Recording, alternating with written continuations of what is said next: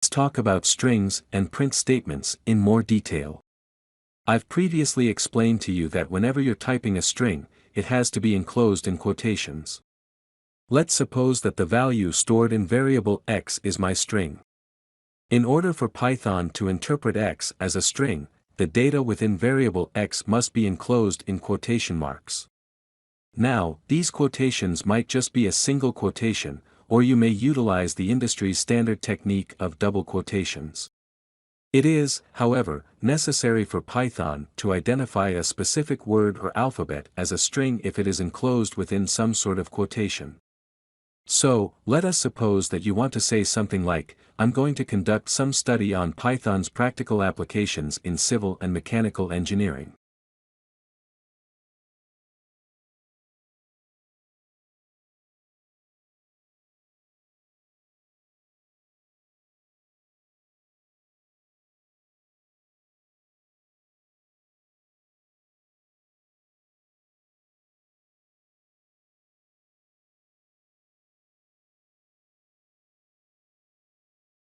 This sentence already contains a quotation.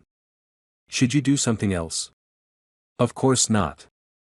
Simply enclose the entire string within quotations and you're done. Now comes the part where to do it. The sentence is treated as a string, no matter how many quotations there are inside it.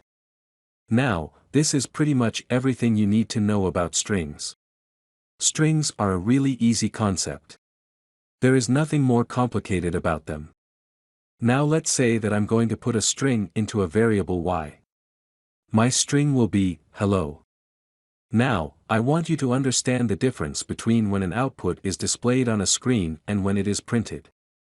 An output can be printed. If you'd like to present an output, simply type the variable's name and hit Shift plus Enter in your Jupyter notebook. This will launch an output console on your screen right now. You're only displaying the output right now. However, if you want to print output, you must use the print function and supply the variable's name with which you wish to generate data. I will do this for you. Now, as you can see on the screen, whenever you use the print function, you want to explicitly open an output code cell because you're printing the output and you're not just displaying it. Finally, Jupyter Notebook now allows you to present an output rather than print it. But if you are using a different IDE, which would be good, you will need to use the print function to display the output. Now, let me show you what a dynamic print function is. A dynamic print function is something that changes the output based on the inputs that are given. You may observe the image for dynamic print command using string.format method on the screen by looking at it. The first thing I need to do is create a variable name that contains my name. The second thing I did was to create a variable called age that contains my age. I also created a print statement to print the formatted string after acquiring these two pre-assigned variables. So, let me clarify this on Jupyter Notebook. I'll define two variables here. My first variable is going to be a person's name.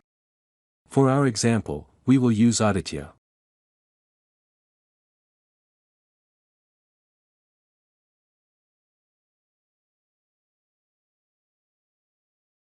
After this, I am going to type in the age of this person and pretend that he is 35 years old.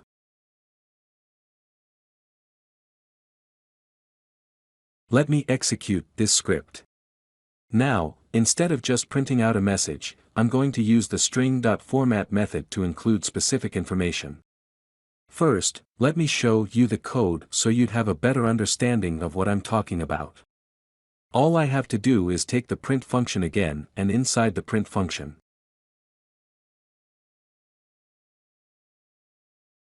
I'm going to type the age of.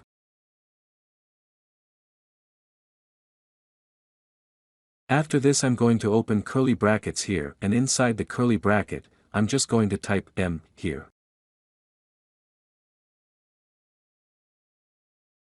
It may be anything you choose. After the curly brackets, I'll finish my statement. The age of M is and, once again, I'll open another curly bracket and put everything inside the second curly brackets, will provide the placeholder N.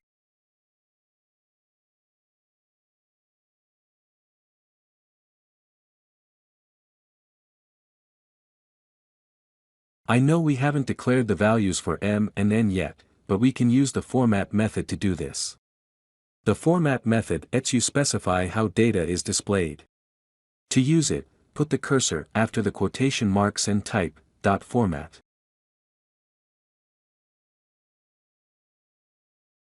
Then, in parentheses, type the name of the placeholder m and n you created. So, for example, the data for my m variable will be name, and the data for my n variable will be age.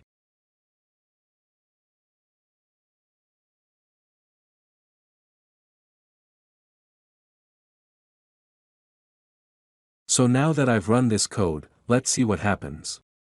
If you look here, you can see that my print statement automatically includes the data from the variables. In addition, you may utilize that dynamic print statements as well.